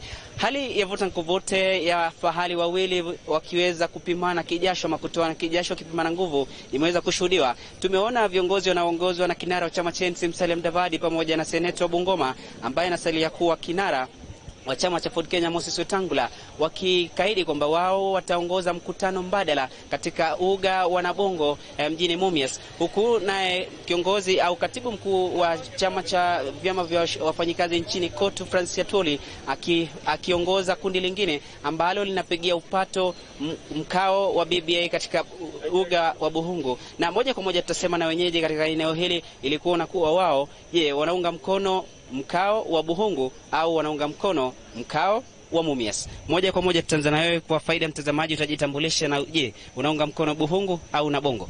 Kwa majina naitwa Godwin Masibo. Mimi hasa kitu ambacho ningependa kusema, viongozi wetu ambao wanaenda Buhungu, Mheshimiwa Atwoli, naona anaongoza Mheshimiwa Oparanya, Mheshimiwa Eugene, tunaomba kwamba kitu cha maana ni kwamba viongozi hawa waweze kuja pamoja kwanza. Mheshimiwa Mudavadi, Mheshimiwa Wetangula, Mheshimiwa Eugene, Mheshimiwa Atwoli na viongozi wote waweze kuja pamoja, ndipo tukuweze kuwa na mkutano wa BBI katika maeneo haya. Kwa sababu nimeona viongozi wanasukuma, Mheshimiwa Atwoli anasukuma, anaanza kuhatarishia viongozi wetu ambao ni wasemaji wetu. Sisi tuna heshima iliyo kubwa sana kwa Mheshimiwa Moses Masika Wetangula, hasa katika kaunti ya Trans Nzoia. Tunajua kwamba gavana ni wa chama cha Ford Kenya. Tunapoenda Bungoma County tunaona kwamba gavana wa huko ni wa chama cha Ford Kenya.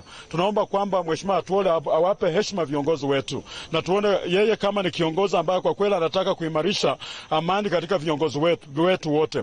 Aweze kuita Mheshimiwa Wetangula, aweze kuita Mheshimiwa Mudavadi, aweze kuita Mheshimiwa Eugene, Mheshimiwa Lusaka, aweze kuwaketisha katika kiti kimoja. Na kama yeye kazi yake ni kuja hapa kutawaza viongozi kwa jamii na kuweza kuleta mgawanyiko, kwa sababu hajatusaidia na hajasaidia kijana yote kupata kazi, hata wamama, hata kusaidia kwa kitu chochote. Atwoli amekuwa ndio kugawanyisha jamii yetu, na hatutakubali. Anakuja Kakamega, Buhungu kuweza kutawaza Raila kama rais wa jamii ya Waluya. Kwa kweli hiyo ni jambo ambalo kweli tumehuzunika, tumeudhika, na hatuwezi kuona kwamba kwenda wala viongozi wanaenda Mumias, wanaenda kwa sababu ya maslahi ya wananchi wetu wa kawaida ambao ni wananchi wa chini, na wala ambao wanaenda Buhungu ni kwa sababu ya kutawaza Mheshimiwa Raila Odinga kuwa rais wa Jamhuri ya Kenya tena mwaka wa 2022. Hatutakubali kama jamii ya Waluya, kwa sababu tuko na wasemaji wetu, tuko na Mheshimiwa Mudavadi ambaye atatupa mwelekeo, tuko na Mheshimiwa Wetangula ambaye atatupa mwelekeo, tuko na Mheshimiwa Eugene Wamalwa na Mheshimiwa Lusaka. Tunataka hao viongozi wote waweze kuja pamoja kama viongozi wa Waluya.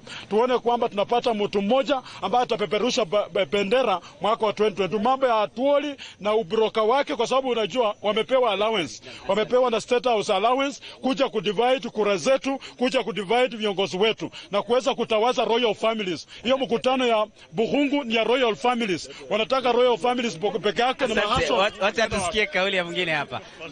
Kaka, tumeona maafisa polisi wameweza kufutilia mbali kibali cha mkutano wa Mumias na kusema kwamba maafisa polisi watakuwepo ili kushika doria. Wewe unazungumziaje hatua ya maafisa polisi kuweza kufutilia mbali kibali cha mkutano wa Mumias? Mimi mwanzo naitwa Mheshimiwa Tony Omari kutoka Second Ward. Mimi nataka kusema naunga mkono mkutano ambao uko Mumias, na nasema ya kwamba serikali iweze kulinda wananchi, kwa sababu katiba inasema kila mwananchi ako na haki ya kufanya maandamano. Kwa hivyo wakiungana pia mahali popote, tunaunga mkono ili ya kwamba tukue na mkutano kesho Mumias, na mimi ndakuwa Mumias ingawaje naunga mkono BBI.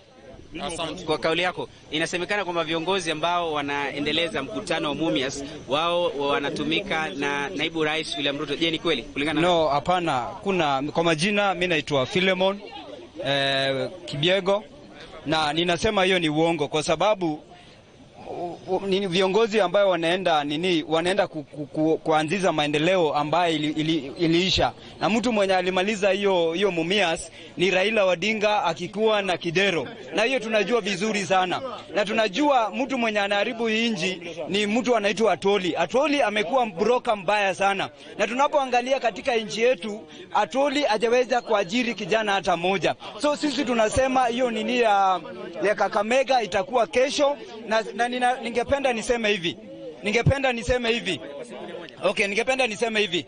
Government imewekwa kulinda wananchi, haijawekwa kuenda kupiga wananchi. So mkutano yote wananchi wana right na viongozi wana right. Wetangula na Mudavadi wana right kufanya hiyo mkutano. Kwa sababu tunajua hiyo mkutano ni ya kufufua viwanda ambayo ilikuwa imeharibika. So ninaamini kila mmoja tutaenda ili watu wa Mumias waweze kupata kazi. Vijana wana kazi, vijana wa mama wana kazi, watu wengi wanaumia kwa sababu ya hawa viongozi ambaye wanaenda wakifikiria matumbo zao. So sisi kama vijana, mwelekezi wangu anarifu muda ushanipa kisogo.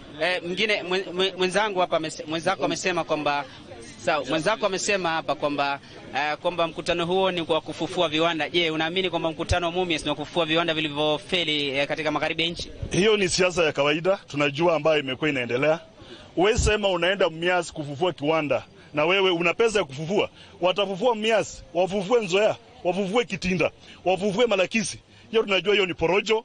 Tunajua mtu mwenye ana uwezo wa kufufua viwanda ni serikali. Tunataka sisi tuketi chini kama Waluya, kama jamii, bila kunyosheana vitole, bila kutuzi kiongozi yoyote. Sisi tunajua kesho tunaenda Buhungu kule kwa mambo ya PBI. Hatuendi kutawaza mtu, tunaenda kama jamii tukae pamoja. Na wenzetu wakubwa kama wanaona they can show way, hawangeenda kufanya protest meeting nyingine kule Mumias. Wangengoja tumalize ya Buhungu na wao wafanye yao na watuite pamoja. Tunajua hiyo ni porojo tu. Asante. Mwelekezi wangu ananiarifu kwa mdosha nipa kisogo kwa sekunde 5 tu kama utaniruhusu. Viongozi wa magharibi wanapoandaa vikao viwili mbadala, mkao wa Mumias na mkao wa Buhungu, unamaanisha nini kwa umoja wa viongozi wa magharibi? Kwanza, majina yangu ni Isaac Shavia, aliyewania ubunge Malava constituency, Kakamega County.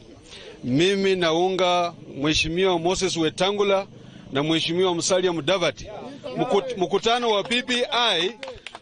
wa PPI sio wa watu wa moja, watu fulani. Huo mkutano unatakana uhamasisha wa Kenya wote. Na Wetangula na Musalia Mudavadi ndio viongozi vikoko wakuu wa Western. Wanatakana lazima waheshimiwe ili watu wa Western waonekane wameheshimiwa kwa kuwashirikisha katika majadiliano na mipango yao, ili wawe ndani katika mipango ya BPI badala ya kuachwa nje. Naam, mwenzangu, kulingana na mwelekezi wangu anarifu kwa muda ushanipa kisogo. Lizo kauli za wana magharibi kuhusiana na mkao wa BBI wapo kesho, basi tunasubiria kuona ni kipi kitakachojiri wakati ambapo mkutano mbadala utakuwa unaendeshwa katika uga wa Nabongo mjini Mumias, huku mkutano wa BBI ukiendeshwa katika uga wa Buhungu mjini Kakamega. Haya yote ni kwa sababu ya Wakenya na kwa sababu ya mchakato mzima wa BBI. So kwa hivyo letu ni jicho kuona kipi kitakachokuwa kinajiri hapo kesho. Naam, safi kabisa mwanahabari wetu Boniface Baraza kwa taarifa hiyo ya masuala ya siasa. Naam, tukirejea hapa studioni bwana Dickson Kimathi, labda kwa kifupi tu kwa sababu tunaarifiwa muda umekimbia, iwapo mtu angependa kupata hizi bidhaa anaweza kupata namna gani? Instagram of Dreams Beadwork, Facebook of Dreams Beadwork. Hope Dreams. Hope Dreams. Ni hapo tu unapatikana. Unaweza kupatia namba yako ya simu? 0702 595 393. Naam, umezungumza vizuri sana moja baada ya nyingine. Na mwakili, ili kutatua hili tatizo la vijana na kuwapa usaidizi, je, tunastahili kufanya taifa na kufikia sasa hivi vijana wanaweza kujihakikisha kwamba wanajituma?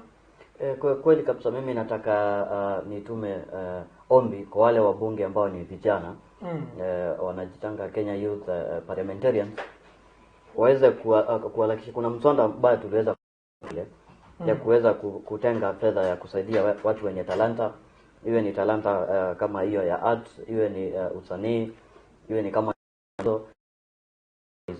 Nataka pia kuwasihi vijana waweze kutumia zile opportunities ambazo ziko.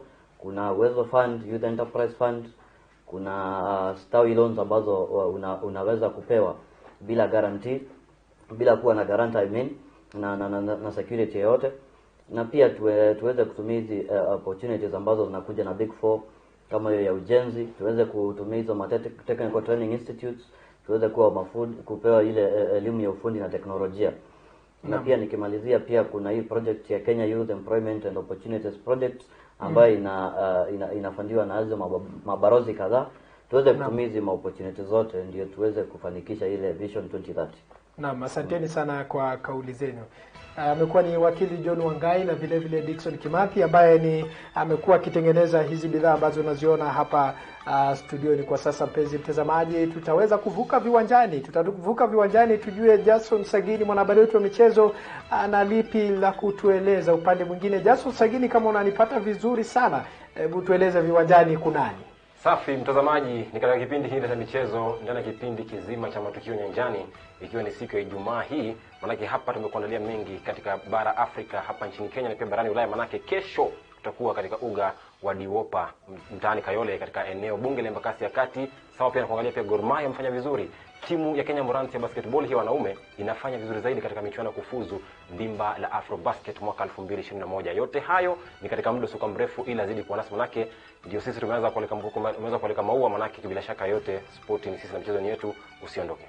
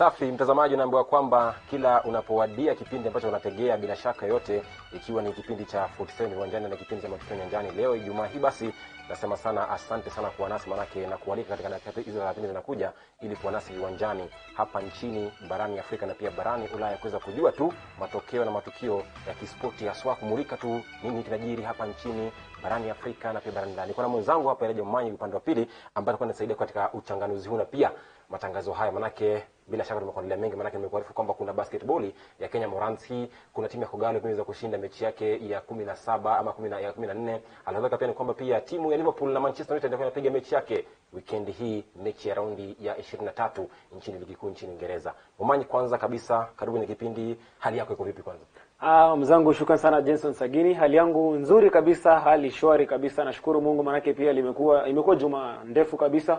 Na licha ya yote kumeweza kutokea matokeo tofauti ya michezo, lakini cha msingi zaidi ni kwamba mechi za hapa Afrika, mchezo wa vikapu, vijana wote wanafanya vizuri. Ni jambo ambalo kidogo kama mwanaspoti najivunia, na bila shaka yote pia ikiwa kwamba ni weekendi kuna mengi makubwa, na usikose kwamba Liverpool wanacheza dhidi ya Manchester United. Anasema kwamba Liverpool na Manchester ni weekend hii, lakini moja kwa moja tuweza kuanza na taarifa kwanza ni kwamba timu ya taifa ya mchezo wa basketball ama mpira wa vikapu ya wanaume hii Kenya Morans imeweza kuandisha matokeo mazuri katika uga wa Nyayo inapojiandaa ama inapoendelea kuazimia kufuzu michuano ya Afrobasket mwaka 2021. Jana jioni waliweza kucheza na timu ya Somalia na wakaweza kuwalaza vikapu 102 kwa 77. Kumbuka basi mtazamaji ni kwamba michuano hii itakuwa inaliwa nchini Rwanda kuanzia tarehe 17 mwezi Agosti mwaka huu. Mechi hizo basi ni za kufuzu mchujo wa mechi za Afrobasket mwaka 2021. Mwanzo kiangalia jana jioni katika uga wa Nyayo ule, Kenya Morans basketball hii ikaweza kuilaza Somalia katika mechi yake ya 3 vikapu 102 kwa 77.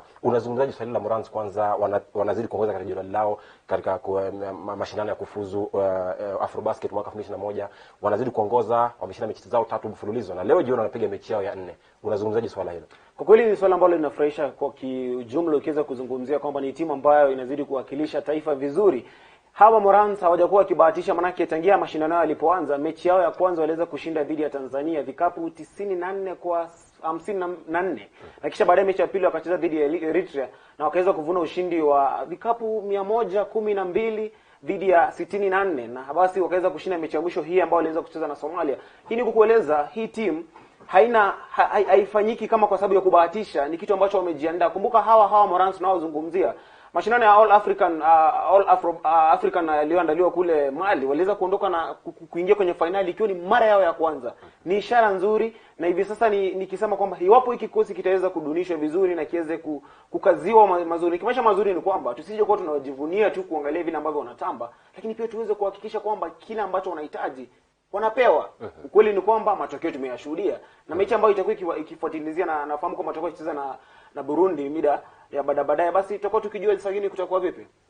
Ukiangalia mtazamaji kwamba anaweza kufahamisha basi katika mechi ya kwanza na ya pili walichezaje Kenya Morans, ni kwamba katika mechi ya kwanza waliweza kumlaza Eritrea vikapu 112 kwa 64, kisha mechi ya pili wakaweza kumlaza Bongo huyu Tanzania kwa vikapu 95 kwa 59, kisha mechi ya tatu waliweza jana jioni ilikuwa kati ya Kenya na Somalia na wakaweza kumlaza vikapu 102 kwa 77. Mmoja kiangalia ni kwamba jana mkufunzi mkuu Clifford Ward aliweza kufanya substitution 7 katika ile mechi na Somalia katika kipindi cha pili, na ikiweza kufanya mabadiliko makubwa sana katika mechi ile. Unazungumzaje watu kama vile akina Eric Mutoro, akina Owi na akina Ligari Griffin ambao kidogo wameweza kuandikisha matokeo mazuri katika mashindano haya? Vijana wazuri pia, tukimzungumzia Nyakundi vile ambavyo amekuwa ni kwa lugha ya Kiingereza niseme kwamba the most outstanding player pale kwenye mashindano yale.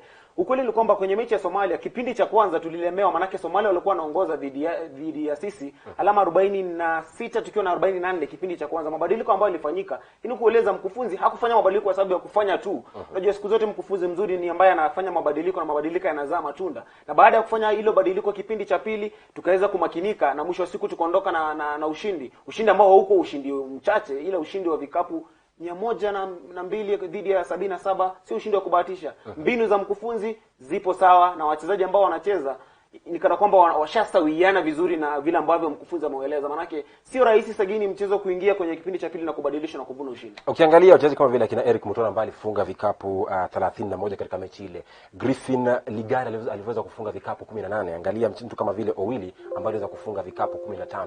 wachezaji hawa wanapojiandaa ama wanapocheza katika mashindano hayo, na imani kwamba leo jioni mechi yao dhidi ya Burundi saa 12:30 jioni, je, watafanya vizuri zaidi kuliko jana na juzi? Nadhani kwamba watafanya hata sio zaidi, ila zaidi ya zaidi. Maana ikizingatiwa hapa ni nyumbani, mechi ambazo wamecheza za hapo awali 3 wameshinda. Nadhani kwamba Burundi ni timu ambayo itaweza kuzuia timu hii kuweza kuvuna ushindi, na itakuwa ni aibu kwamba kushinda mechi zaidi ya 3 kisha mpoteza dhidi ya Burundi. Ukiangalia kwa timu ambazo zimeshiriki kwenye mashindano haya, kidogo Kenya Morans wako kwenye nafasi ambayo unaweza sema ni timu ambayo ina tajriba zaidi ya timu zingine zote ambazo zimeshiriki mashindano haya.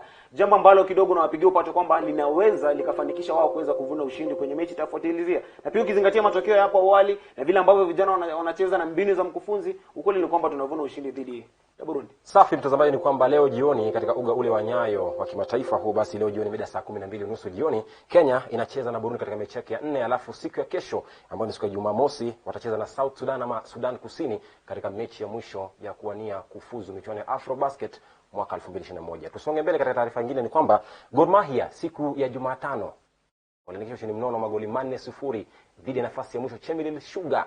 Magoli 4-0 ambao mechi hiyo basi ilikuwa ni mechi ya 14 ya Kogalo mabingwa tetezi ya mara 20 baada ya kusajili ushindi wa magoli 4-0 ni kwamba nasonga nafasi ya 3 wakiwa na alama 35. Mmoja kiangalia Samuel Onyango magoli 2. Naam. Inazungumza kwamba Gor Mahia katika nafasi hii katika muda huu labda wana nafasi nzuri ya kuweza kurejea katika kilele mwa jedwali la ligi kuu nchini soka KPL. Kwa asilimia 50 naweza nikawapigia upato, manake ukiweza kuangalia Gor Mahia ushindi wa magoli 4, pia ukizingatia pia hawa wamecheza mechi ambazo ni chache dhidi ya timu ambazo zinaongoza, nikizungumzia Tusker, nikizungumzia Kakamega Homeboys. Gor Mahia ni mabingwa watetezi wa ligi kuu nchini. Basi ishara ya kukueleza hawabahatishi na mechi ambazo zimesalia. Iwapo watavuna ushindi wa hizo mechi 2, basi watakuwa kichupa kwenye kilele cha ligi kuu nchini. Hawa Gor Mahia ndio waliweza kupoteza kutokana na mechi hapo awali walipocheza dhidi ya Kakamega Homeboys. Na pia hawa Gor Mahia kuna motisha fulani ambayo itakuwa ikikujia, manake duru za kuaminika ni kwamba kuna kampuni ambayo imeweza kuingia kwa ajili ya kuwapa ufadhili. Jambo ambalo kidogo sagini wapo litaingiana vizuri na imani kwamba Gor Mahia huenda watabakia kuwa mabingwa tena kwenye msimu huu. Unapozungumzia kampuni hii ya Umra ambayo ni watengenezaji jezi za mpira hapa nchini Kenya, kwamba mpiga dili ya miaka 3 ijayo na Gor Mahia, timu ya Gor Mahia hii. Je, unadhani kwamba hii kampuni inapozidi kuandaa kuwafadhili kuwapatia jezi za mpira na pia kando na pia ndani ya uwanja pia nje ya uwanja pia wanawapatia jezi za mpira, je, ni swala nzuri kwa timu ya Gor Mahia ama ni la kufunika tu aibu?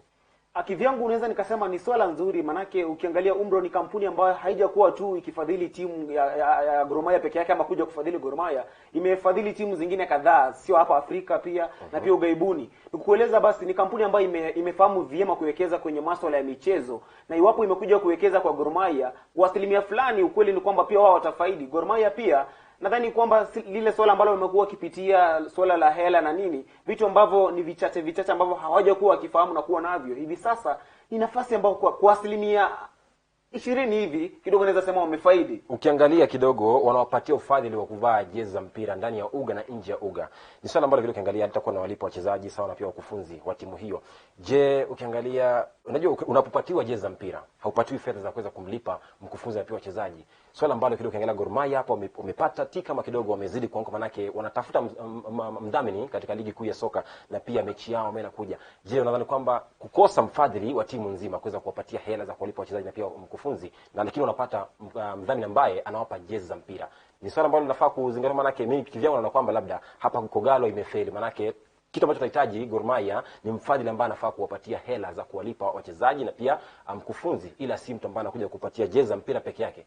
Lakini unajua siku zote mimi husema au Waswahili wanasema heri nusu shari kuliko shari nzima. Maana hawa Gor Mahia hivi sasa angalau umepata mfadhili ambaye atakuwa akiwapa hizo jezi. Hapo awali hapa Kenya tumekuwa tukishuhudia timu kadhaa unapata kwamba mchezaji jezi inaweza ikararuka, lakini hata kuweza kupata jezi nyingine kubadilisha na kuwa vigumu. Tupige hatua baada ya hatua. Basi kwa kupata mfadhili ambaye atawapa jezi na kufahamishwa kwamba Gor Mahia itakuwa na jezi ambazo zitakuwa zimechapishwa majina yao vizuri na kila mchezaji atakuwa sawa pamoja na safu ya ufundi. Hiyo ni hatua moja. Siku zote ukiwa na hiyo hatua unasonga kwa hatua nyingine. Basi iwapo Umro amekuja kuwafadhili kwa jezi, tuwe na imani kwamba kutakuwepo mwingine atakuja kufadhili na masuala ya hela na nini, kila ambacho kimekuwa ni tatizo kwenye ligi kuu humu nchini. Falsafa ya Omanyi hiyo kwamba labda huenda ikainua haiba ya timu ya Kogalo, lakini sijui wewe mtazamaji uli hapo nyumbani unahisi vipi kuhusiana na kauli hii kwamba Kogalo inapata mdhamini ambaye anawapa jezi ila wanakosa mdhamini wa timu nzima? Tuma kauli zako kwenye mtandao wa Twitter @tv47ke, @jason_sagini, @momanyi91. Tuambie tu kwamba je, Kogalo imefeli hapa kupata mdhamini wa jezi, lakini hamna mdhamini ambaye anawapa fedha za kuwalipa wachezaji na pia mkufunzi. Swala hili je, kwako ni sawa ama si sawa? Sema nasi, nitakuwa na kauli yako hewani kwa muda sio mrefu. Tusonge ama tuangalie basi ligi kuu ya Kenya inasema mavipi katika jedwali la KPL, kwamba Tusker wanazidi kuongoza jedwali hili kwa alama 37 baada ya michuano 17. Nafasi ya pili ni timu ya Kakamega Homeboys wakiwa wamecheza mechi 17, alama 36, alama moja nyuma ya viongozi Tusker. Alafu bingwa mtetezi Gor Mahia nafasi ya tatu kwa alama 35, alama 2 nyuma ya kiongozi Tusker, akiwa amecheza mechi 15, mechi 2 nyuma ya viongozi hawa Tusker. Je, swali la Kogalo linakufaa ama liko vipi? Kule chini ya jedwali ni kwamba Sony Sugar baada ya kuweza kubadiliwa ni kwamba nafasi ya mwisho sasa hivi ni Chemile Sugar baada ya kucheza michuano 17, wamepata alama 4 peke yake, ushindi mmoja na sare moja. Nafasi ya 16 Kisumu All Stars akiwa amecheza mechi 17, alama 8. Kisumu All Stars hapo tunataka kuingia sasa hivi mtazamaji, kwamba je, Kisumu All Stars jana wameweza kuingia ama kwenda katika zile afisi za kaunti ya Kisumu kwamba wanazidi kugoma kucheza, manake mishahara yao ya miezi 6 imepita hawajalipwa. Je, kizungumkuti ni kipi hapo ambacho nikiangalia inakuwaje? Sagini, ni swala ambalo kwa kweli nilipokuwa nikipitia mitandaoni, picha ambazo nilikuwa naziona mimi kama mpenda spoti, kidogo sikuwa naridhishwa, manake wachezaji wameketi kwenye veranda pale, yani ni swala ambalo kidogo alileti shangwe kwenye masuala ya michezo humu nchini. Kisumu All Stars ni timu ambayo ilianza vizuri na kuweza kujipatia tiketi ya kushiriki ligi kuu humu nchini. Ila hii masuala ya hela yamekuwa gumu na tutakuwa tukizungumzia kila kuchao. Hivi sasa mimi naweza nikasema kwamba ni kurai tu wale ambao ni wafadhili, ikiwa basi ni kaunti ama gatuzi la Kisumu, inaweza kuhakikisha wachezaji wamelipwa. Muhimu mchezaji alipwe, manake pia ana shughuli za kufanya. Nafahamisha kwamba wachezaji 17 wameweza kutokeza katika afisi za kaunti ya Kisumu, wanadai malipo yao ambayo inajumuia ama ni jumla ya malipo ya shilingi 52,000 hadi 56,000 kila mchezaji ambaye anadai kaunti ya Kisumu. Maana tunasema kwamba hawawezi kufanya kazi nje na kaunti ya Kisumu, maana waliweza kuandika kandarasi yao inasema kwamba hawafai kufanya kazi nje ya kaunti ya Kisumu.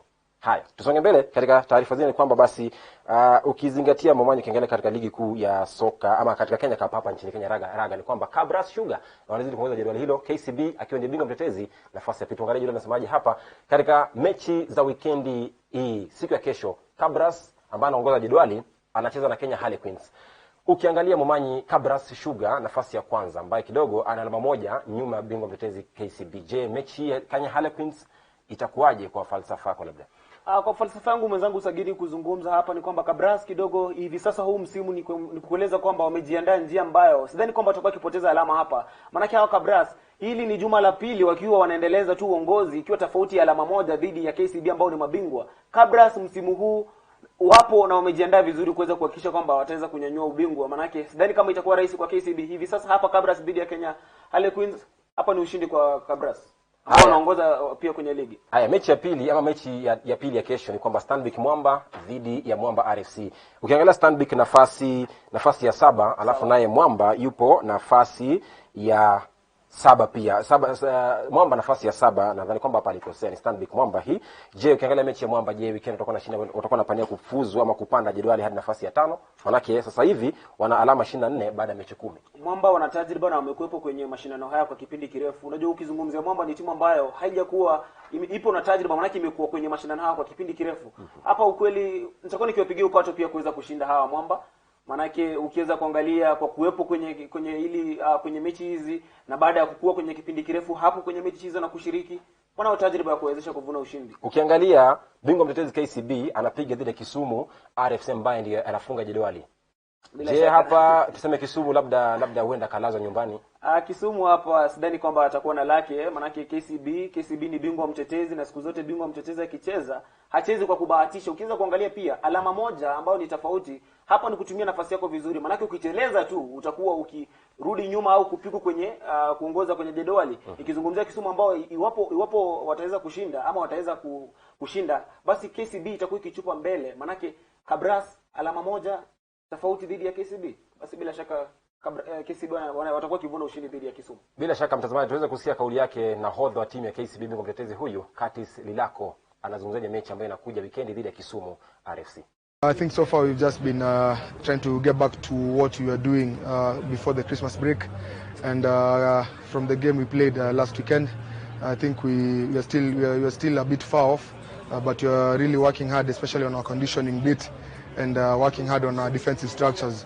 So moving forward, we just want to tweak the few errors we've had in the past games and just try to be more solid as we head into the playoffs. This weekend we head to Kisumu. We haven't played Kisumu in a couple of years, and from the games they've been playing, I think they've been playing very good rugby.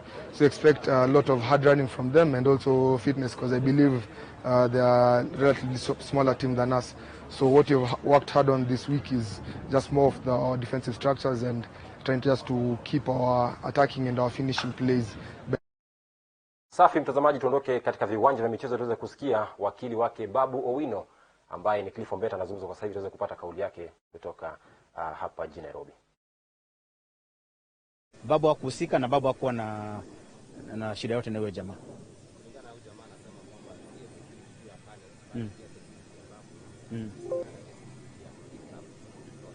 Yeye anaweza sema chochote, lakini hata ukiangalia ile clip alikuwa amezungumza hapo awali, mnasikia yeye mwenyewe vile anasema kuwa alikuwa ametolewa na security ya club na ikamtoa nje. Yeye mwenyewe amesema kwa hiyo clip.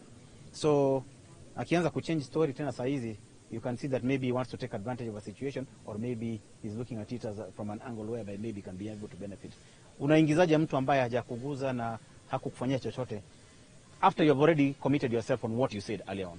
It changes the story, it changes the scenario. Pia kuna statement na go around kama inatoka kwa Babu kwamba yeye ndio kama alikuwa target na kama pia amekuwa maisha yake kama amekuwa hatarini ya maisha yake. Kuna statement kama inatoka. Statement, unajua saa hizi anybody can say anything unless yeye mwenyewe amesema na mdomo wake mkaelewa. Bado yeye mwenyewe hata saa hizi taarifa hajaandika. So taarifa kishaandika, that will be what is true. Anything else that is being said right now kwa social media na watu wakizungumza, huwa ni story ambayo inakuwa ni kama creation. The moment ashaandika statement yake, then from that point onwards we can be able to say this is it. Lakini saa hizi hajaandika taarifa yote. Bado hajaandika. Kwa wale ambao wanapanga maandamano kumshabikia Babu, tuambiaje wewe kama wakili wake? Ningewaambia let them stay at home, let them keep peace, wasifanye maandamano yote, kwa sababu pia nao watakuwa wanafanya maandamano based on what? Hawana story yenyewe vile iko, watakuwa wanaandamana wakisema nini? Issue yao itakuwa ni gani? So wana need kukaa nyumbani, at least wakwe nyumbani, they stay at peace until they are further informed of what has happened, because the investigation is still going on. So they'll be rioting and making noise, but they'll not be having a basis or a purpose.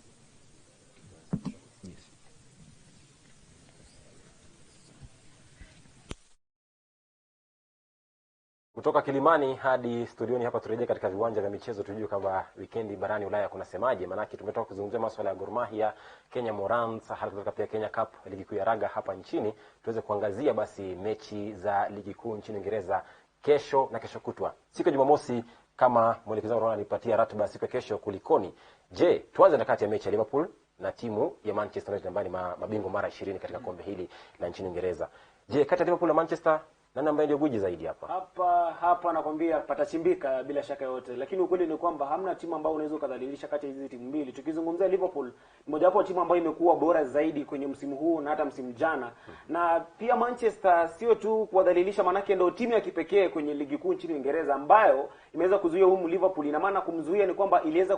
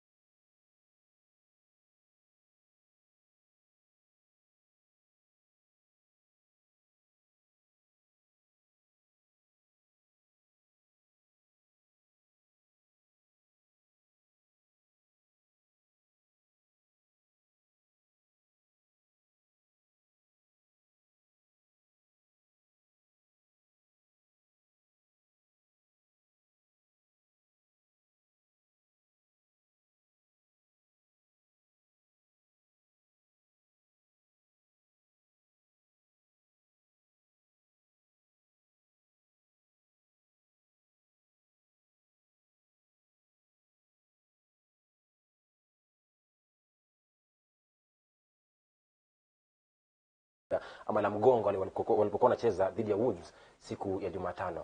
Hilo basi ndilo mambo ama ndio mambo ya Liverpool na Chelsea. Tuangazie basi mechi za Jumamosi nchini Uingereza. Watford na Spurs. Huyu Spurs kidogo katika mechi zao zimepita ameshinda mara moja tu, akasajili sare moja na akapigwa mara 3. Watford naye amekuwa na wakati mzuri. Mechi zao zimepita ameshinda mara 4 na akatoka sare moja. Je, Spurs huyu Watford usimdhalilisha, manake Mourinho hapo kwenye Tottenham vitu zinamuendea mrama, manake Mourinho tumemzoea na masuala ya vimbonga, ila sasa siku hizi kwenye ground mambo imekuwa magumu. Watford watashinda mechi hii. Mechi ya pili ni Arsenal dhidi ya Sheffield United ambao kwa nyumbani. Arsenal wako nyumbani. Mechi ya kwanza ilitamatika 1-0. Sheffield akaweza kumlaza Arsenal wakiwa ugenini. Mechi ya tatu Manchester City mabingwa watetezi dhidi ya Crystal Palace, alafu mechi ya 4 ni Chelsea dhidi ya Newcastle. Tuangalie mambo yanasemaje katika siku ya Jumamosi. Jumapili itakuwaje? Mwelekezo wangu kunipa picha hizi tuweze kujua Jumapili walikuwa wanasemaje. Maana yake inafahamisha kwamba Jumapili ndio hii. Asante sana.